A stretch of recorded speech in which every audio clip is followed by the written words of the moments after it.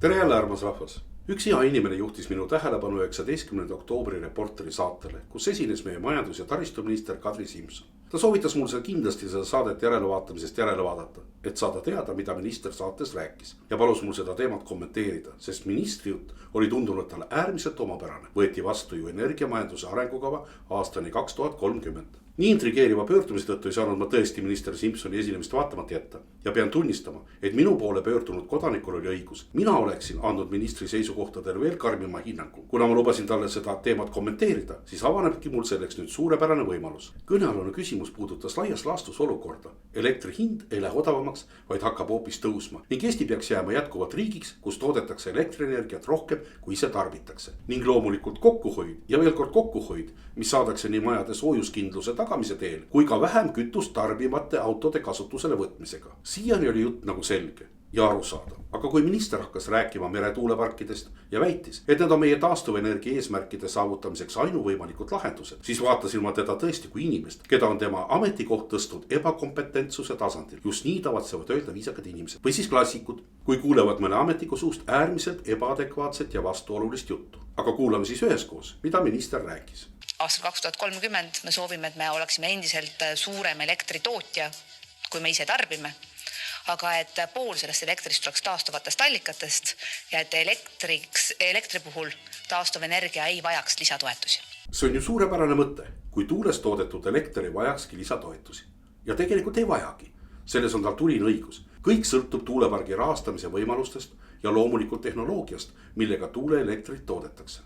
Kui kasutada täna tuulepargi rajamisel kommertspankade teenuseid, siis ei saa kohe kuidagi läbi ilma toetusteta, sest nii lühikese aja vältel, kui saab laenuraha kasutada, ei tooda tuulepargid investeeringud tagasi. Siit kerkibki üles äärmiselt huvitav küsimus. Miks siis tema enese ministeerium, kui üldine eesmärk on taastuvatest allikatest toodetud elektrile toetust üldse mitte maksta, taotleb kangekaelselt Eesti Energia tarbeks rajatavale Tootsi tuulepargile Euroopast riigiabi luba, ehk siis saada õigust korjata tarbijatelt raha toetuste väljamaksmiseks. Selle nimel on riik, mille esindajaks on antud juhul seesama minister, rikkunud ise hulgaliselt kehtivaid seadusi ning konkurendid on sunnitud õiglust nõudma kohtu kaudu. Teades seda fakti, muutub kogu ministri jutt kuidagi naljakaks. Aga kuulame veel, mida räägib minister. Arenguprojekti on ootel, et praegusel hetkel võin me nagu kinnitada, et üle Eesti on koostootmisjaamasid järjest juurde tulnud, aga kindlasti üks uus võimalus on meretuulepargid, et neid on mitmeid planeeringutes ja aastaks 2030 kindlasti on saadud nii mõnegi puhul juba paberil olevast plaanist tegeliku tootmisvõimsuseni. Nende tuuleparkidega on ka alati ju väga suur kohalike vastuseis, et kas need meretuulepargid peaksid siis selles osas olema pisut leebemalt vastuvõetavad? Kui mõelda seda, et mitte minu tagaaeda, siis meretuulepargid on kõigi inimeste tagaaedadest märkimisväärselt kaugemal kui maismaa tuulepargid. Aga taastuvenergia puhul tuuleparkidest me mööda minna ei saa, et see kindlasti on üks osa sellest portfellist, millega me poole mahust toodame elektrit taastuvenergia näol. Vot nüüd lähebki teema huvitavaks.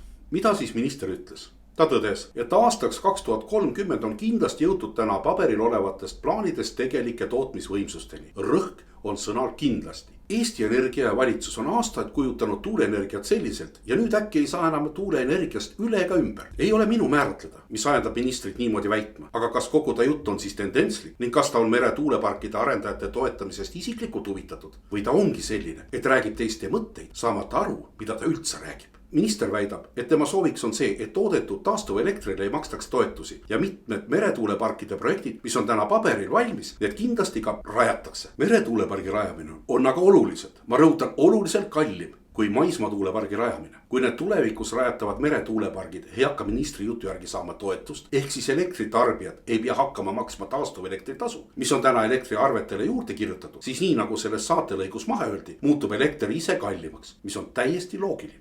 See tähendaks siis seda, et tootjatele toetust ei maksta, aga elekter ise on kallis. Samas prognoositakse meretuuleparkidele nii suurt tootlikkust, et nad suudavad majandada ka ilma toetusteta. Jah, suudavad küll, kui rahal pole hinda. Keegi ei vaidle sellele vastu. Ilma toetusteta saavad majandada ka kaasaegse tehnoloogiaga maismaa tuulepargi. See on fakt. Kui nende rajamiseks ei ole rahal hinda, seda ei maksa unustada. Aga kui raha on kaup, siis kust saada kaupa ilma rahata? See meretuuleparkide promomine valitsuse tasandil on päris naljakas. Sest kui väidetavalt maale rajatud tuulepargid on kellegi aia taga, nagu väidab minister, ja segavad inimeste elu, siis ministri sõnadele tuginedes ei ole merre rajatavad tuulepargid kellelegi probleemiks. Aga teadaolevalt võitleb meretuuleparkide vastu täna terve Hiiumaa, kes ei soovi oma rannikumerd tuulikutega risustada. Kuigi nüüd oli vist tegemist liialdusega, sest mõningad ametnikud Hiiumaal ja veel keegi olevat saanud piisavat meelehead, et ignoreerida kogukonna arvamusi ja konkreetset vastuseisu. Kas mitte sellest ei tulene nii maavalitsuse kui ka ministeeriumi poliitika, mille eesmärgiks on kohaliku kogukonna seisukohtadest teerulliga üle sõita? Seda enam, et tänaseni ei ole tehtud adekvaatseid keskkonnaalaseid uuringuid, kuidas mõjutaksid suured tuulepargid meie rannikumere loodust. Ja ornitoloogide ehk linnuteadlaste arust, keda ei olevatki aruteludesse kaasatud, on vaja tuuleparkide planeeringualadele rajada hoopis lindude kaitsealad. Ja minister väidab täna, et meretuulepargid tulevad kindlasti, kui see on juba kellegi poolt ette määratud poliitiline otsus. Ja nii see tundub ka olevat, siis millisest demokraatlikust Eestist me saame üleüldse rääkida?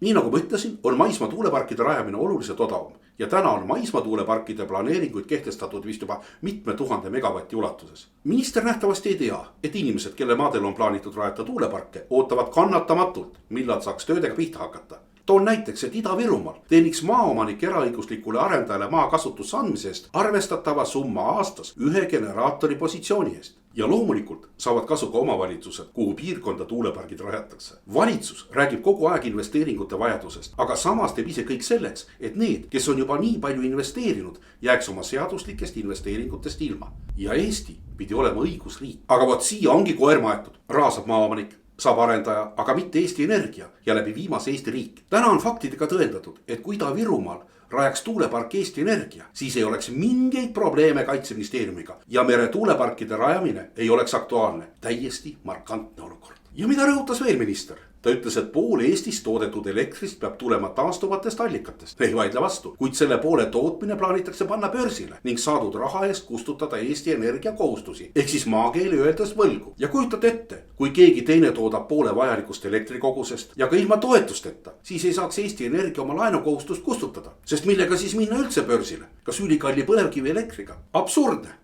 Ja kui Nelja Energia arendab pärast merre tuuleparke, siis mis saab nendest lihtsameelsetest, kelle raha oodatakse Eesti Energia taastuvettevõtte ostmiseks? Vot see on alles huvitav küsimus. Usutavasti ongi eeltoodu pärast mängu toodud Kaitseministeerium koos oma eriti salajaste NATO dokumentidega. Et keegi teine peale Eesti Energia ega majandusministeeriumi ametnikke, kes omal ajal olid otseselt või kaudselt seotud Eesti Energia varjus läbiviidavate machinatsioonide organiseerimisega, ei jääks täna elu hammasrataste vahele. Ja see, kallid inimesed, ei ole vandenõuteooria.